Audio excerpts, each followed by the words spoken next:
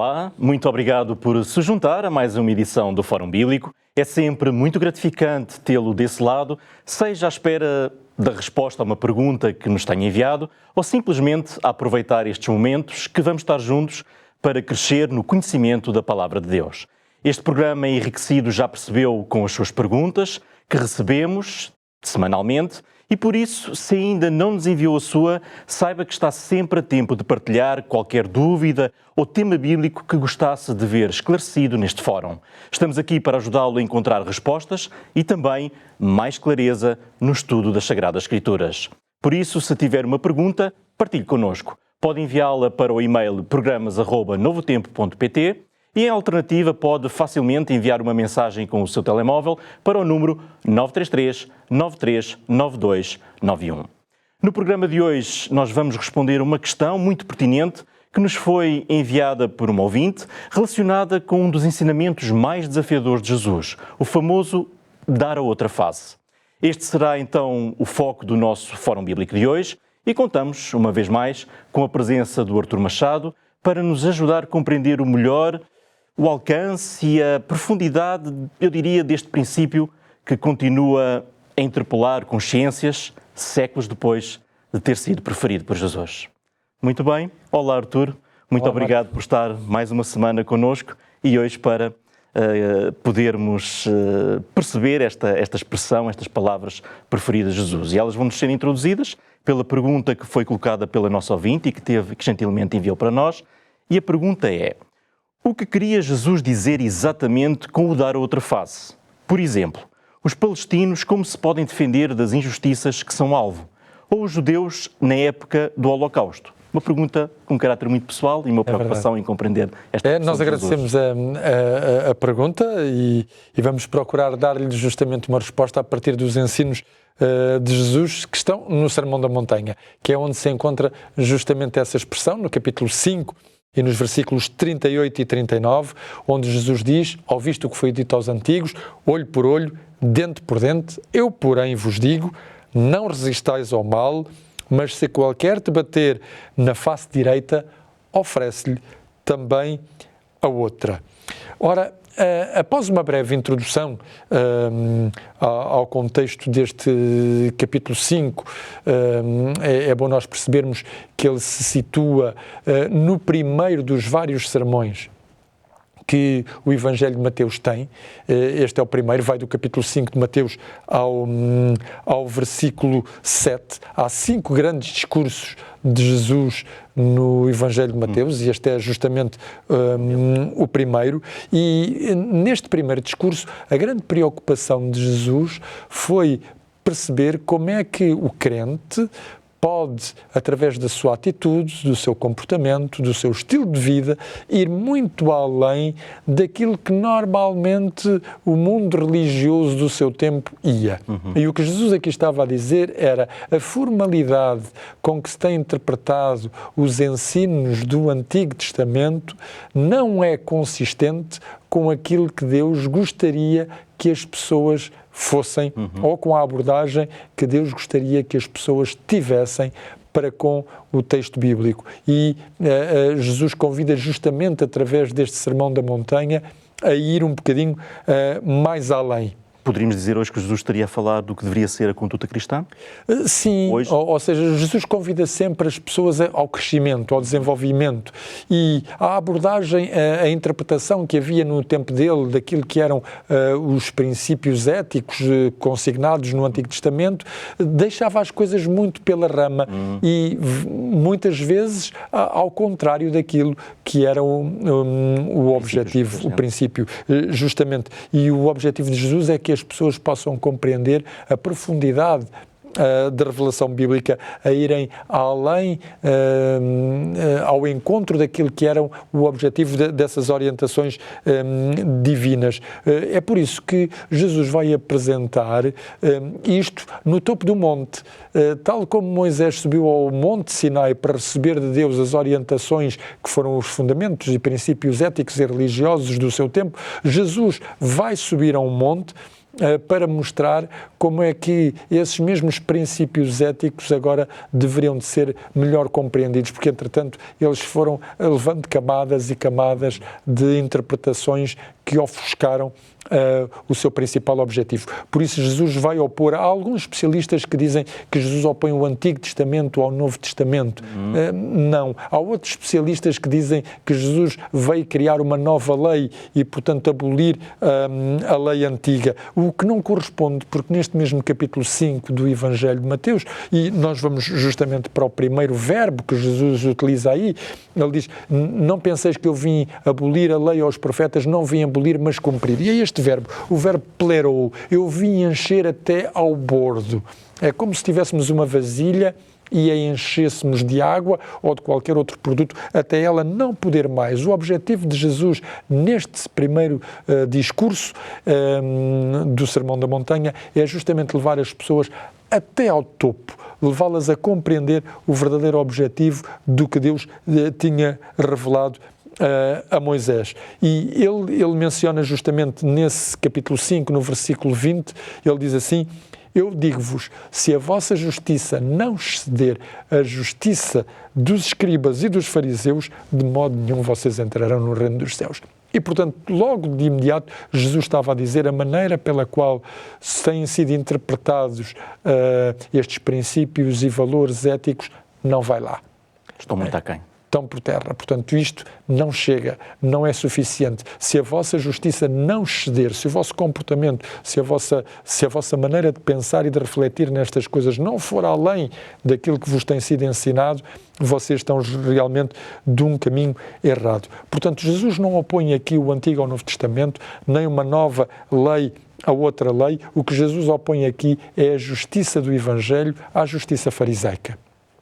Esta é realmente a primeira grande oposição. E depois vem os versículos 21 a 48, que é onde se situa a passagem que nós estamos a estudar hoje. E é engraçado porque Jesus vai dizer como é que se pode alcançar uma justiça maior fazendo exemplos em grupos de 3. Por exemplo, o primeiro grupo, que vai dos versículos 21 ao versículo 32, liga com as questões que estão relacionadas ao assassínio, ao adultério, ao divórcio, e mostra como é que as pessoas podem compreender melhor o 6º e o 7º mandamentos. O segundo grupo explicativo, que é onde se situa verdadeiramente a nossa passagem de hoje, estão relacionados com o 3º mandamento, que proíbe justamente a retaliação e ordena o amor para com os inimigos. É necessário nós fazermos mais ou menos esta introdução para compreendermos o que é que Jesus quer dizer, então, com o dar a outra face. Jesus começa por abordar o ponto em questão, que é a famosa lei do talião. E Jesus aborda dizendo assim: ouviste o que foi dito aos antigos, olho por olho, dente por dente. O que era a lei do talião? Nós vamos ver que a lei do talião exige que a punição por um crime cometido seja proporcional ao ato praticado. Não é uma má lei em si. Portanto, trata-se realmente de uma lei justa e de uma lei que já era muito antiga. Era uma lei que já existia em vigor 1800 anos antes de Jesus Cristo. Nós vamos descobrir esta lei do talião no famoso Código de Hammurabi. Okay. Portanto, muito anterior. Muito anterior, 1800 anos antes de Cristo, antes mesmo dela ter sido formulada por escrito no Pentateuco.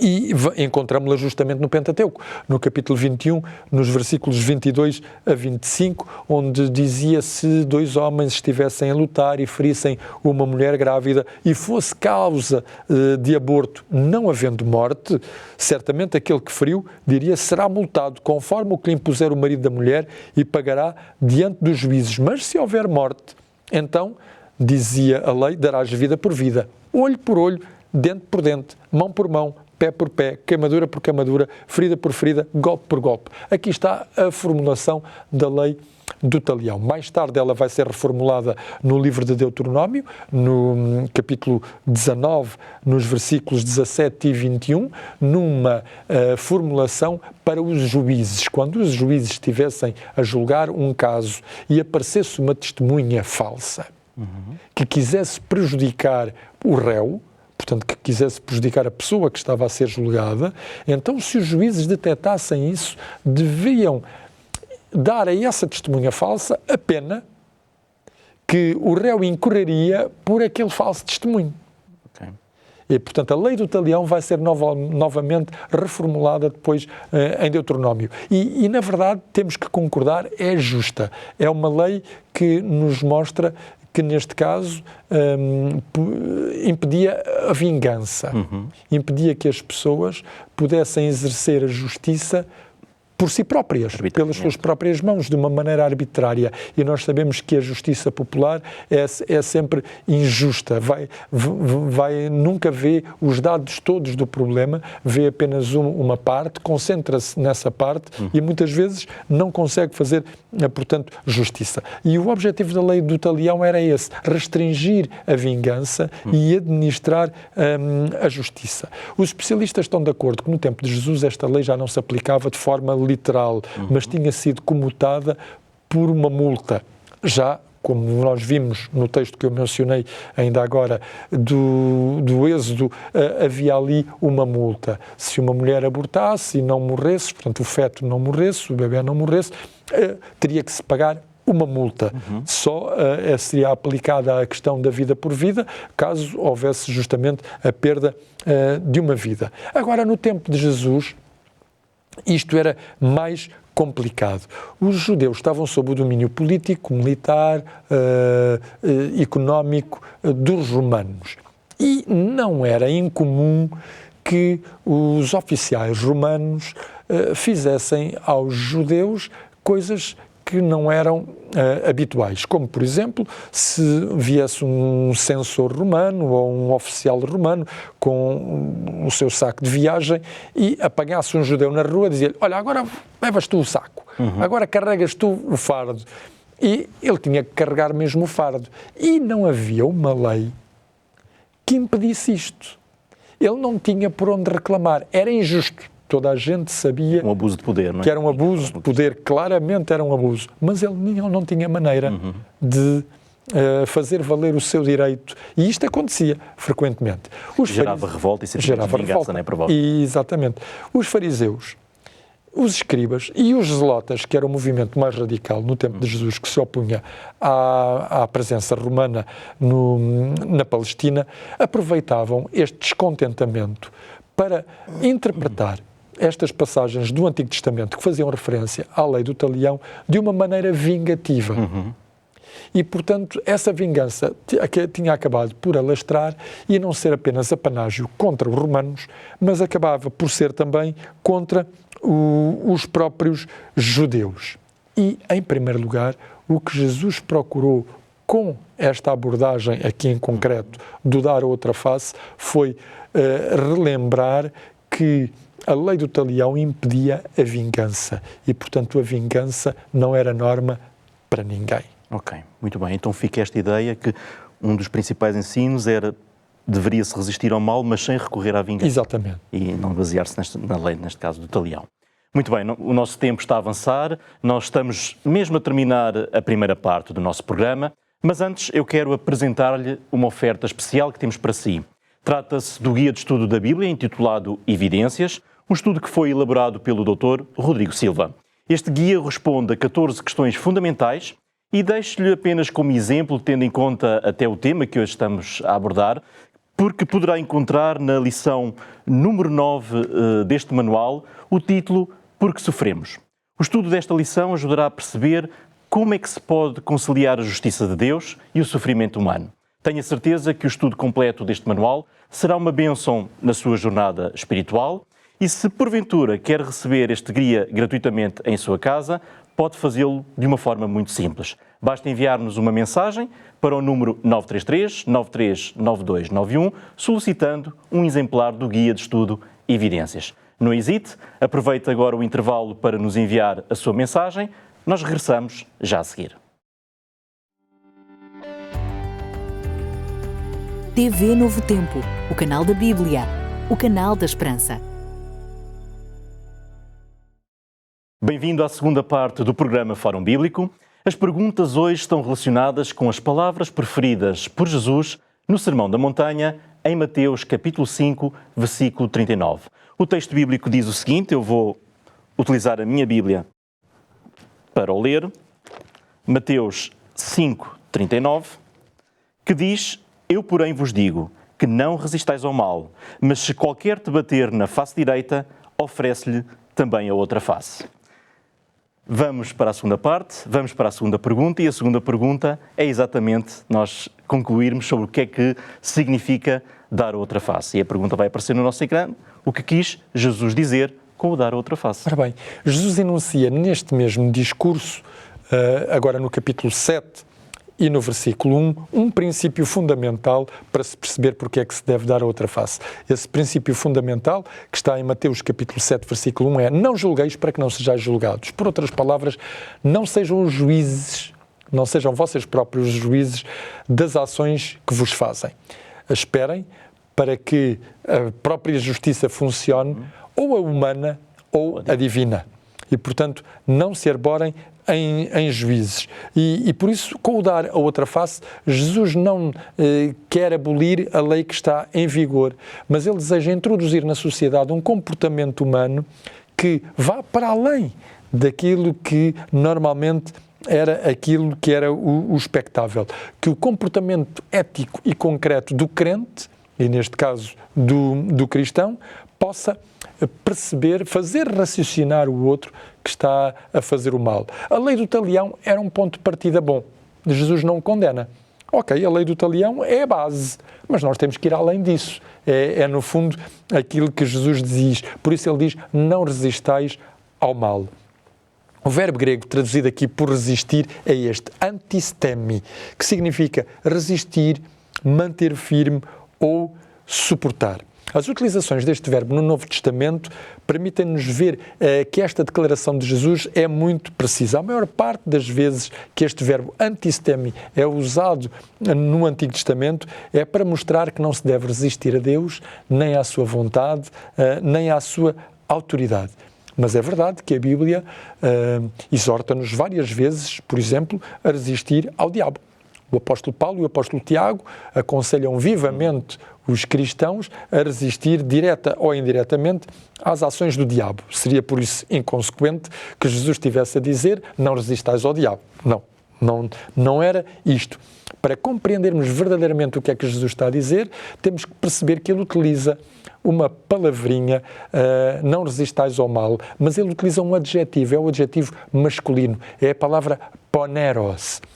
Poneros não é resistir ao mal como princípio, mas não resistir ao homem mau. Não resistir àquele que me faz o mal. Não lhe pagar, no fundo, na mesma medida. Não fazer o mesmo que ele me está a fazer a mim. E, em seguida, Jesus dá o exemplo concreto, que é o bater na outra face. Ainda hoje, no Médio Oriente, bater na face direita com as costas da mão é o maior insulto que se possa fazer. E, portanto, Jesus recorre a uma prática que era comum no seu tempo para dizer: ainda que alguém te bata na face direita com as costas da mão, estende-lhe a outra face. Ou seja, o que Jesus está a dizer é: não vais retorquir da mesma medida. Há especialistas que acham que o que Jesus aqui estava a dizer, porque os seus discípulos estavam a assistir a este discurso, a este sermão da montanha, estaria na medida quando os seus discípulos mais tarde fossem tratados injustamente como hereges. E, portanto, Jesus estaria aqui a dizer: quando vos tratarem mal, vocês tomem cuidado, não deixem os vossos sentimentos levar a melhor. E Jesus faz acompanhar isto de um outro verbo, que é o verbo grego agapao. Este verbo grego agapao designa o amor que se sacrifica. E quando Jesus diz que nós devemos amar os nossos inimigos, é justamente isto. Não é sermos amigos dos nossos inimigos, mas é querermos o bem deles, querermos que a sua própria consciência os advirta através do nosso bom comportamento ético da injustiça justamente que eles estão e não alimentar um sentimento a de vingança. cometer. Ora, Jesus não fez algo que ele próprio não seguisse. Quando ele, o profeta Isaías, fez várias profecias sobre a morte de Jesus, e no capítulo 50 e no versículo 6, uma das profecias de Isaías dizia: as costas dou aos que me ferem, a face aos que me arrancam os cabelos. E isto aconteceu. Isto aconteceu verdadeiramente, porque Jesus, antes de ser crucificado, passou por aquilo que os romanos designavam o flagelo, que era o ser justamente chicoteado e maltratado. Mas não quer dizer que Jesus não sentisse o mal. Quando ele esteve diante do pretório do sumo sacerdote a ser condenado, há um soldado que lhe bate na face sem que Jesus tivesse feito algum mal. E Jesus interpela-o. Jesus não vai retorquir da mesma maneira, mas Jesus vai lhe dizer: se eu falei mal, dá testemunho do mal. Se eu falei bem, por que razão é que tu me feres? E, portanto, através do dar a outra face, Jesus não nos diz para não resistirmos ao mal. Ele está a dizer para não utilizarmos a violência gratuita, para não utilizarmos os mesmos métodos dos outros. Podemos resistir ao mal e podemos e devemos combater o mal através das armas que Deus coloca justamente ao nosso alcance. Os apóstolos compreenderam isto perfeitamente, porque mais tarde o apóstolo Pedro vai dar como conselho aos seus crentes o seguinte: para isto vocês sois chamados, ao falar da perseguição, porque Cristo também padeceu por nós, deixando-nos o exemplo para que sigais as suas pisadas, o qual não cometeu pecado, na sua boca não se achou engano, nem mesmo quando injuriavam, ele injuriava, e quando padecia, não ameaçava, mas entregava-se àquele que julga justamente. E, portanto, este dar a outra face não é uma autorização para que pessoas sem escrúpulos nos façam mal. Não. Este dar a outra face tem como objetivo impedir a vingança, não encorajar a injustiça, a desonestidade ou o vício. Por isso, fazendo agora alusão à última parte da pergunta que nos foi feita, como é que este dar a outra face pode ser aplicável às injustiças que acontecem neste mundo?